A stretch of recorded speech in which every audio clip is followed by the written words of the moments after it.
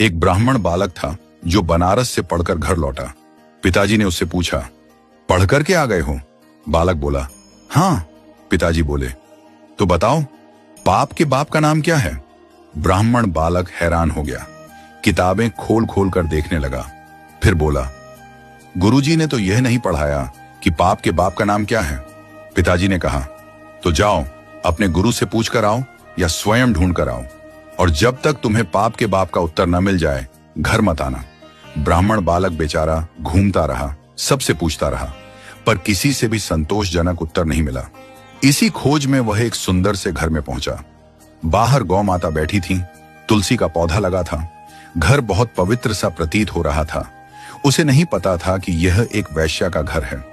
उसने सोचा, थोड़ा अन्न जल ग्रहण कर लूं, फिर यात्रा आगे बढ़ाऊंगा। भीतर गया, बैठा। वैश्या ने जल पिलाया। जल पीने के बाद बालक ने पूछा, देवी, आप कोई वैष्णव भक्त हैं? आपका नाम क्या है? वैश्या ने हंसते हुए कहा, नहीं, मैं कोई वैष्णव नहीं हूं, मैं इस नगर की एक वैश्या हूं। यह सुनते ही बालक चौंक गया, पानी का गिलास दूर फेंक दिया और घबराकर बोला, अब तो मुझे गंगा जल में स्नान करना पड़ेगा, कपड़ों सहित नदी में कूदना पड़ेगा। मैंने बहुत बड़ा अपराध कर दिया।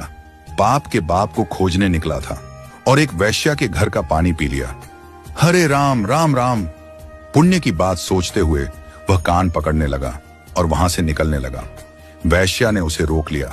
मन में सोचा, यह बालक पाप के बाप को ढूंढ रहा है, ज्यादा दूर न जाने दूं, यहीं पर उत्तर दिला देती हूं।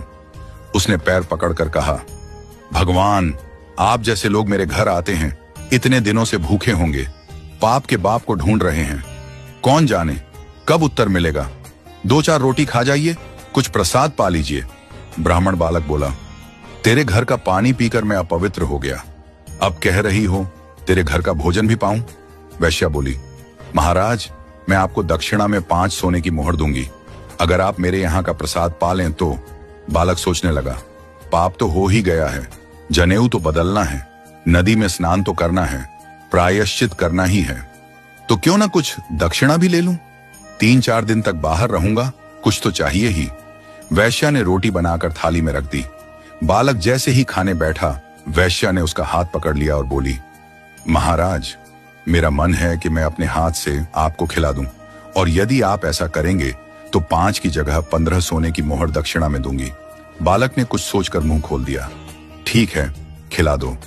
वैश्या ने कौर हाथ में लिया और जैसे ही भोजन देने लगी बोली, महाराज, एक बात याद रखना, पिताजी को जाकर कह दीजिएगा, पाप के बाप का नाम लोभ है। फिर उसने आगे कहा, आप तो मेरे घर का जल पीना भी पसंद नहीं कर रहे थे, फिर मेरे हाथ की बनी रोटी कैसे खा ली? मेरे हाथ से भोजन कैसे ले लिया? बालक बोला, श्रद्धा। वैश्या बोली, नहीं महाराज, झूठ मत बोलिए, ये सब आपने दक्षिणा के लोभ में किया।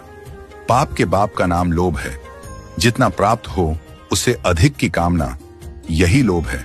इसलिए भैया, यदि जीवन में पाप से बचना है तो लोभ से बचो। यदि कभी आपसे कोई पाप हो जाए तो एकांत में बैठकर यह विचार करना, मैंने कब लोभ किया था। आपको उत्तर मिल जाएगा। बिना लोभ के कोई पाप नहीं होता।